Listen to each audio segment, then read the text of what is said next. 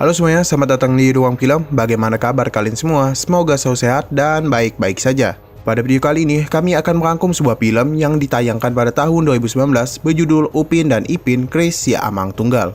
Film ini adalah film ketiga Upin dan Ipin yang membutuhkan waktu 5 tahun produksi dan 4 tahun pembuatan naskah dan menjadi film dengan budget terbesar yang pernah diproduksi di Malaysia. Bagi yang penasaran bagaimana alur ceritanya, tanpa banyak omong lagi, langsung saja ambil posisi yang enak, jauhkan jarak gadget dari mata sekitar 30-40 cm, dan kita akan masuk ke dalam alur cerita lengkap dari film Upin dan Ipin Kris Si Amang Tunggal. Awal dari film menunjukkan seorang penyihir menyerang istana Indraloka yang bernama Bersiong. Dirinya berniat merebut tahta kerajaan. Raja yang sedang menempa Kris Si Amang Tunggal diserang oleh Bersiong. Sempat terjadi pertarungan antara mereka, namun Bersiong berhasil mengalahkan sang raja dan menguasai tahta kerajaan. Sebelum meninggal, raja memberikan wasiat kepada Kris Si Amang Tunggal yang membuat Kris itu mengeluarkan kekuatan yang dahsyat. Dan Kris itu pun pergi ke suatu tempat.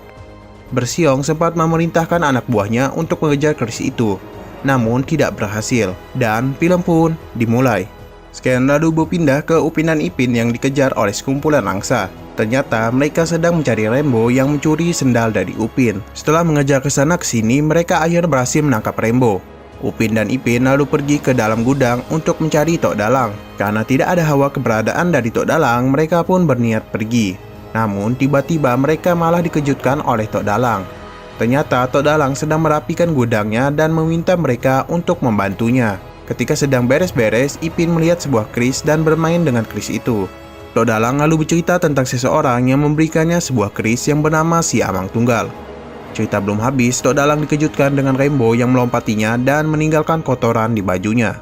Tok Dalang lalu pergi untuk mandi dan meninggalkan Upin dan Ipin di sana. Tidak lama kemudian, ada teman-temannya yang datang untuk mengajak mereka bermain. Karena Upin dan Ipin masih berkemas, teman-temannya itu lalu membantu mereka supaya cepat selesai. Ketika sudah hampir selesai, mereka dikejutkan dengan peti yang bergoyang-goyang. Karena penasaran, mereka pun memberanikan diri untuk membuka peti itu, yang ternyata isinya adalah sebuah kris Si Amang Tunggal. Mail yang berniat untuk menjual kris itu mengambilnya, namun tidak berhasil dan berkata itu berat. Namun ketika Upin dan Ipin mencoba mengangkatnya, mereka berhasil dan mengatakan tidak berat sama sekali. Ketika Ihsan memotong kris itu, dia mendapatkan sebuah tulisan dan memperlihatkannya ke Upin dan Ipin. Ketika mereka membacanya, kris tersebut mulai bercahaya dan bergerak dengan sendirinya. Tiba-tiba ada sebuah portal yang muncul dan menyedot mereka semua.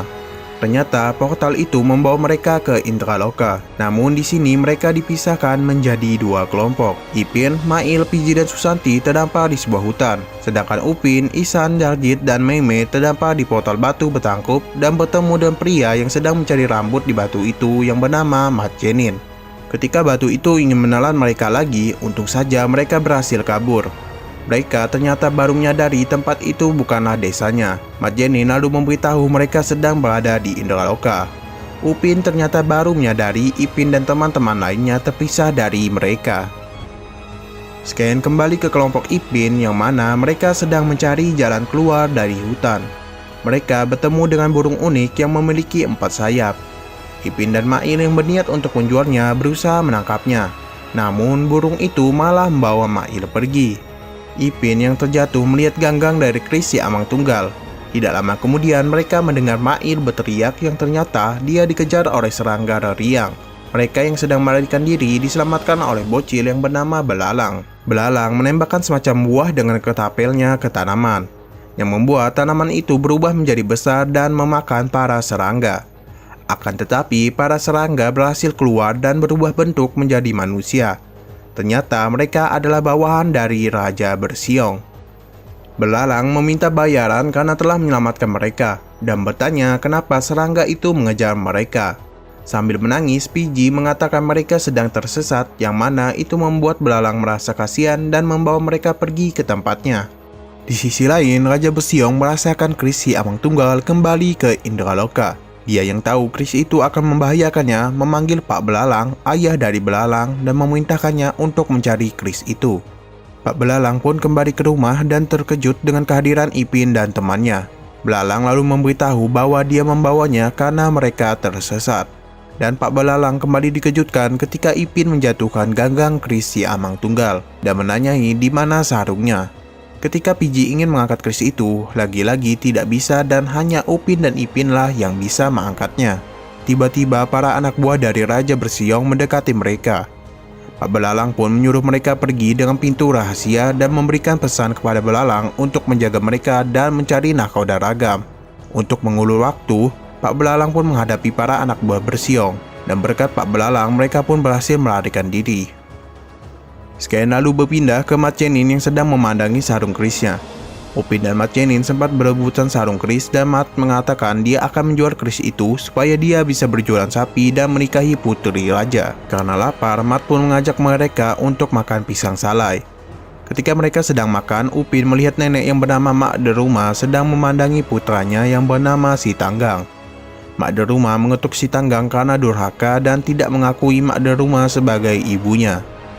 Upin datang dan menghiburnya, yang mana Mak Deruma melihat Upin terbayang dengan anaknya. Berkat Upin, Mak Deruma menyadari dan memaafkan anaknya dan Si Tanggang perlahan-lahan tenggelam di dalam air. Akibat tangisan dari Mak Deruma, keris yang dipegang Ipin menampakkan sebagian wujudnya. Gerak-gerik mereka ternyata diawasi oleh Bersiong. Tidak lama kemudian, ikan todak datang dan menyerang mereka. Mak Deruma menyuruh mereka pergi dari tempat itu. Raja Bersiong yang sudah tahu siapa yang memegang keris itu memerintahkan anak buahnya untuk mengambilnya. Malam harinya, Ipin dan yang lain menyaksikan pertunjukan wayang yang mengisahkan tentang keris si Amang Tunggal yang ditampilkan oleh nahkoda ragam. Tak lama kemudian, Upin dan yang lain datang dan menyaksikan pertunjukan itu. Di sana, akhirnya Upin bertemu dengan Ipin dan teman-teman lainnya. Di tengah kesenangan itu, datanglah para anak buah dari Bersiong yang ingin mengambil keris itu. Ketika mereka mau menyerang, untung saja nahkoda ragam membantu mereka untuk melarikan diri. Tapi satu persatu teman-teman Upin dan Ipin ditangkap oleh anak buah Raja Bersiong. Nahkoda ragam pun mengeluarkan kapalnya untuk membawa Upin dan Ipin lari. Anak buah Bersiong mencoba untuk menaiki kapal namun digagalkan oleh Upin yang mencabut keris itu dan mengeluarkan kekuatan yang dahsyat. Akibat serangan itu, anak buah Bersiong terluka. Sebelum mereka pergi, anak buah Bersiong memberitahu mereka jika ingin teman-temannya selamat, bawalah keris itu ke kerajaan. Upin dan Ipin berencana untuk memberikan keris itu pada Raja Bersiong, namun dilarang oleh nahkoda ragam dan Mat Cenin. Karena jika keris itu jatuh ke tangan yang salah, kerajaan Indraloka akan musnah. Mendengar nasihat dari mereka, Upin dan Ipin mulai tenang dan mereka pun berencana untuk menyerang kerajaan.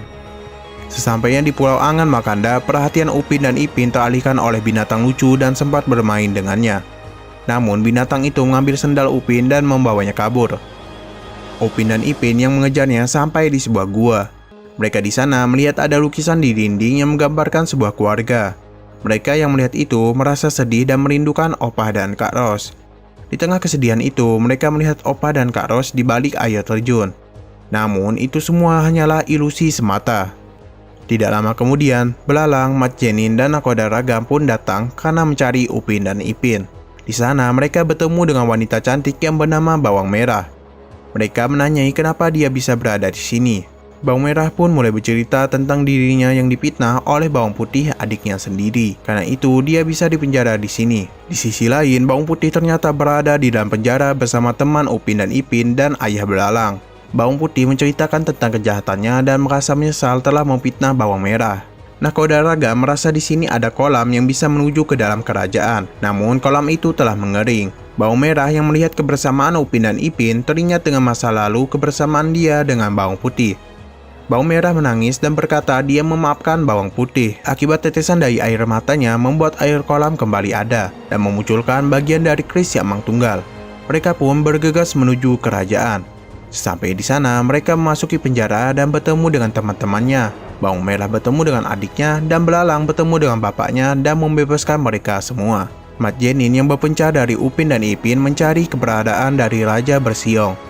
Namun di sana dia malah mendapatkan ingatan tentang Raja Indraloka yang sedang melawan Bersiong. Yang ternyata Mat Cenin adalah anak dari Raja Indraloka dan nahkoda ragam adalah Panglima Kerajaan Indraloka. Mat Cenin marah kepada Panglima Ragam karena dia tidak membantu ayahnya. Panglima Ragam memberitahunya Raja memerintahkannya untuk menyelamatkan Mat Cenin dan membawanya pergi.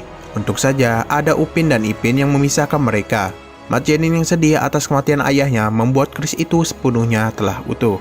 Dia pun membaca tulisan yang ada di keris itu. Namun sebelum terbaca semuanya, Raja Bersiong muncul dan terjadilah pertarungan yang seru antara mereka. Mat Jenin yang terpojok karena perbedaan level yang besar antara mereka. Untung saja dia dibantu oleh Upin dan Ipin dengan melemparkan keris itu tepat ke tubuh Bersiong yang membuat Raja Bersiong malah mengamuk. Di sisi lain, Belalang dengan yang lainnya menghadapi anak buah dari Bersiong dan tidak lama kemudian ada Mak Deruma dan prajurit lainnya membantu mereka. Kembali ke Upin dan Ipin, di sana Raja Bersiong mengeluarkan semua kekuatannya dan melemparkan Upin dan Ipin. Mak Deruma dan Pak Belalang memberitahu Mat Jenin untuk membaca tulisan di keris itu. Seketika, Mat Jenin pun berubah menjadi Jin Curiki si Amang Tunggal dan menghajar Raja Bersiong. Mat Jenin menyadari mahkota dari Raja Bersiong adalah sumber kekuatannya. Dia pun melepaskan mahkota itu yang membuat Raja Bersiong lenyap bersama bawahannya. Dan akhirnya mereka berhasil merebut kembali kerajaan Indraloka dan Mat Jenin pun menjadi rajanya. Dan mereka pun semua akhirnya bisa pulang ke tempat asal mereka. Pak Belalang menyadari batu betungkap telah terbuka dan menyuruh mereka segera pergi. Namun karena jarak yang jauh, Mat Jenin pun memiliki ide untuk pergi menggunakan meriam. Sesampainya di sana, mereka dikejutkan dengan Raja Bersiong yang masih hidup. Mereka pun tertangkap oleh Bersiong. Untung saja Mat Jenin berhasil mengalahkannya dan membunuh serangga yang berada di dalam tongkat yang ternyata itu adalah jantung dari Bersiong. Bersiong pun lenyap selamanya dan membuat kegelapan di hutan itu lenyap.